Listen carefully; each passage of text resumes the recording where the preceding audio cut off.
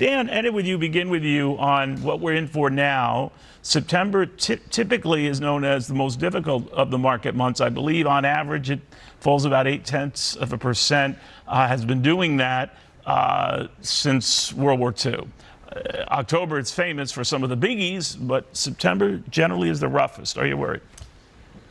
Well, of course I'm concerned, Neil, because historically, as you said, there's always been issues. But listen, leading up to this election, I think that we're in for a lot of rocky waters. There's so much uncertainty. And we also have to factor in, what is the Fed going to do? Now, as far as whether they're going to lower rates, which everyone thinks that they're going to do, you know, that's baked in. But still, I think that's going to help the markets because directionally, that's where we're going. So although I think we'll have some rough days ahead, I do think that the market will climb, perhaps mostly because of Jerome Powell. One of the things that comes up, Dan, is how much wiggle room really do they have? Rates are very, very high here. They balance, watching price pressures, but they don't want the economy to tank.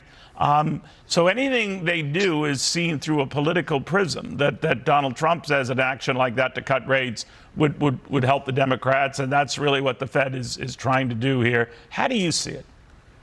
Well, Jerome Powell has definitely opened himself up for some scrutiny, given the timing of when he's planning on lowering rates. Look, Jerome Powell has been late to the party, Neil, over and over and over again. So why hasn't he done this earlier? Why, it looks strategic politically. I hope that's not the case, but he's put himself in that position. Look, he has really become the most influential person in the world related to finances. So, I mean, if we're going to go down the path of he's going to be lowering rates, Trump may very well be right to make those accusations to say the timing is a little funny here.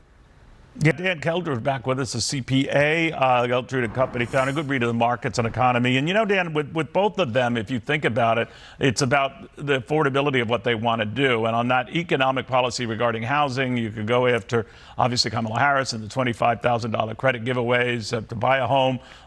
Even Donald Trump on whether, if he extends his tax cuts, we see extended the limitation on mortgage interest and taxes to $10,000, which in a lot of states like the ones you and I live in are pretty limited.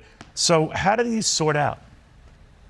Well, what we see here is the classic difference between Republicans and Democrats, Neil, right? So you have one side, Kamala Harris, who is looking basically to redistribute wealth. And on the other side, you have Donald Trump, who's taking the trickle-down approach. So we've heard these stories before, but what's important here is, I think no matter how you look at this, both sides are going to continue to spend. And when the government is spending like this, Neil, that's what fuels inflation, which really, if you want to talk about taxes, that's the big one that everyone has been suffering through for the last 3.5 years. So which plan is going to impact Americans most? Well, I guess it really depends on what your level of income is and what your belief is as far as whether we need to redistribute wealth, or whether we believe by incentivizing people to make more, which means they would pay more, you would be able to have prosperity. You think about it, they both add to the debt. Now, a lot of people who advocate tax cuts say, well, tax cuts pay for themselves, and there's active accounting that says as much. But just going on what you take away from the government revenue-wise, you have to add to the debt, and they price that in. And Wharton has, of course, Donald Trump is a graduate of Wharton, and they, of course, said that he's going to have 5 times more the debt for his plans than is Kamala Harris. What do you think of that? Because the bottom line is no voter pays attention to the debt, and apparently no one in Washington pays attention to the debt. So the debt just keeps getting bigger and bigger. Yeah, it keeps getting bigger and bigger, Neil, because no one right now is feeling the pain. Yeah. What's being thrown out there by both candidates is all this candy. Right? I'm going to give you this. I'm going to give you that. But we always have to look at who's going to pay for all this. That's the part that we seem to not pay attention to. So as long as we have candidates that are continuing to pander to voters, we're going to have more of this. Yeah.